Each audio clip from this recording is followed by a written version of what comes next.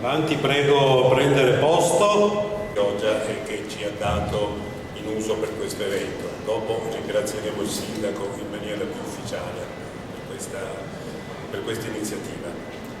E il primo ringraziamento io lo devo fare a questa associazione, all'Alstom, che ha voluto organizzare e ci ha dato un grande onore il suo 14° congresso nazionale qui a Chioggia, specialmente nell'occasione dei 50 anni di attività di questa associazione, che poi sarà presentata e illustrata. Sindaco, però un problema.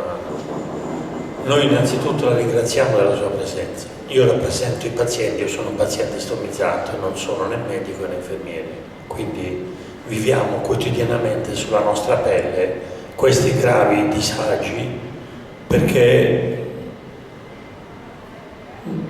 stiamo iniziando finalmente a capire che c'è anche la disabilità oncologica, di cui non si parla mai. Si parla sempre di disabilità motoria, autismo e quant'altro, ma mai della disabilità oncologica. La maggior parte delle persone stomizzate purtroppo sono pazienti operati di tumore al colon. Quindi quello che chiediamo noi alla Regione Veneto, che è stata la prima regione in Italia ad approvare una legge regionale, ed è in realtà, devo dire la verità, forse l'unica regione che ha attuato quello che ha scritto, perché molte regioni, vedi la Campania, hanno attuato una legge ma che non è stata mai varata. A Tarallo Cervino funziona in molte regioni, per cui abbiamo molte volte protestato, però evidentemente non a sufficienza. Quello che invito io alla Regione Veneto, e noi come pazienti invitiamo, è: i dispositivi medici per noi sono tutto. Io posso dimenticare a casa il mio portafoglio, ma non posso dimenticare una sacca di ricambio dietro i pantaloni, perché se ho un problema intestinale, una scarica, un qualsiasi cosa, io devo correre al bagno. Quindi capiamo bene di che cosa stiamo parlando. Parliamo di irritazioni, di dermatiti, di isolamento sociale, di vergogne, di deiezioni, di cattivi odori, perché spesso esce l'aria non avendo lo sfintere, noi non riusciamo a controllare. Quindi queste situazioni non si possono dare prodotti di scarsa qualità e così tanti come se ci danno. No, non è vero, perché nessuna donna metteremo un rossetto che non è idoneo alla sua epidermide. Noi indossiamo questi prodotti, quindi questi prodotti vengono cuciti addosso, vengono indossati dai pazienti. Non è il classico prodotto così che tu lo metti di consumo, no, deve essere un prodotto specifico. Quindi che la Regione presti in modo particolare l'ufficio che indice anche le gare di appalto, perché lì voglio arrivare, perché spesso partono soltanto coi tagli, qua non c'è da tagliare più niente. Noi stiamo all'osso buco, che altro ci dovete tagliare? Che altro la politica ci deve tagliare? Niente. Tagliamo gli armamenti piuttosto, tagliamo altre, no contro, qua ci stiamo indebitando per dare armi ad altre nazioni che non c'entrano quasi niente con noi. Ma non voglio sollevare polemiche politiche, però da cittadino dovervi denunciare che se qua non abbiamo soldi cominciamo a vederci i fatti di casa nostra. Cioè non è che può continuare, se sta guerra dura altri 20 anni, noi per altri 20 anni dobbiamo continuare a dare i soldi a questi qua. Non lo so, io non ci sto, perché già stiamo all'osso. Quindi su questi dispositivi che avvenga veramente un'attenzione particolare, perché non è una patologia normale. Il tumore al colon tra le donne è la seconda causa di morte, è la terza tra gli uomini dopo la prostata. Poi è salita la prostata, perché e io sto candidato pure io alla prostata, quindi non vi sto neanche a raccontare i miei problemi. Allora questo è un problema molto serio che la Regione deve affrontare, e la invito veramente a tenerci la centrale acquisto, chi per lei, quando fa il bando di gara, che ci convochi, ci audisca, non faccia le cose così come fanno spesso molte regioni, che prima fanno il bando di gara e poi ci tocca andare sotto a protestare. Perdoni se sono prolisso, però questo è un discorso molto importante. Quest'estate noi stiamo qua per rappresentare i pazienti. Io devo dare voce alle persone che oggi non sono qua e non tutti hanno la fortuna di parlare con lei o col sindaco, non tutti. Quindi io devo dare voce alla persona che sta a casa e che oggi non sta qua e che non può parlare, e non sta qua perché è paziente fragile, non perché non vuol venire. Quindi, a parte che oggi è bello, molti stanno in giro a vedere la città, quindi questo è fuori dubbio, si vede pure che dovremmo avere la sala piena. Quindi questo è l'invito che rivolgo alla Regione Veneto.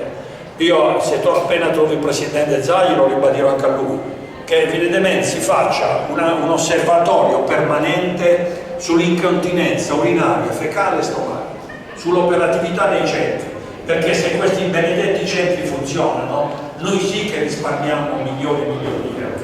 Spesso arrivano indietro quando muoiono gli stonizzati, un sacco di materiale indietro, e prendiamoci in carica, non ne buttiamo questi prodotti, perché sono soldi delle nostre tasse.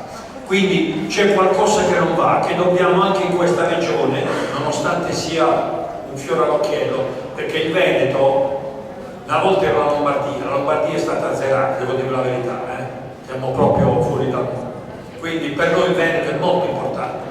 Non a caso l'Alstom ha scelto Chioggia, il Veneto. Non è una scelta partita solo perché Salvatore ce l'ha chiesto, no. Siamo stati convinti di venire qua, perché è una regione che merita e non è altre regioni, non voglio fare nomi, se no andiamo nel sud e cominciamo a fare casini, per cui io sono casinista, per cui questo un tavolo, un osservatorio permanente a Sessone sull'incontinenza urinaria, ma un tavolo ristretto, perché se non vuoi fare niente, fai un tavolo di 100 persone, 2 o 3 persone delle associazioni insieme a un dirigente che vada a valutare anche l'operato della centrale acquisti. Grazie.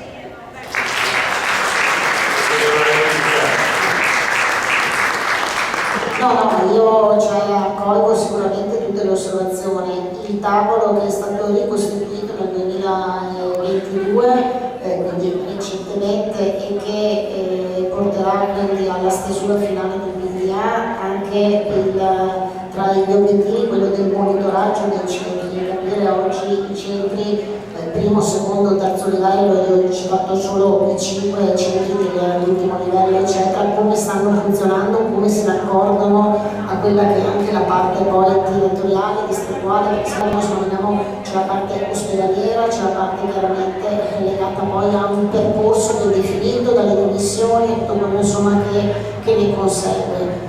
Sui dispositivi, allora voi avete citato sicuramente prima l'annosa questione del payback dispositivi, che chiaramente insomma non sta aiutando il sistema, lo sappiamo, insomma, e qui capiremo insomma se oltre le proroghe che ci sono state, il dimezzamento di fatto insomma di quella che era la partita economica, ci sarà qualcos'altro, però vedendo insomma i chiari di luna non lo so cosa potrà succedere a livello nazionale, però insomma siamo fiduciosi da questo punto di vista. Non dobbiamo dimenticarci che però è l'arrivo del nuovo nomenclatore e quindi anche quella, sapete, è un'altra partita che le regioni oggi insomma stanno cercando anche di accompagnare, perché insomma non è stato proprio digerito così in maniera né da parte nazionale né da parte delle regioni, sia quello rispetto anche alle tariffe sulle specialisti, insomma non è che sono stati digeriti in maniera così diciamo indolore, e oggi le regioni insomma, quindi la conferenza piuttosto che la Commissione Salute stanno facendo anche un'analisi proprio anche calata nel momento in cui siamo, nel momento obiettivamente insomma ho dei professionisti che conoscono molto bene, anche un rappresentante a livello nazionale. Oggi è un momento molto particolare, molto delicato, e quindi qualsiasi cosa oggi insomma crea ancora di più tensione, problemi su problemi, quando noi oggi non abbiamo bisogno di questo. Quindi posso garantire che l'attenzione è massima, recepisco sicuramente quello che lei ha detto e già in parte siamo a lavoro su questo.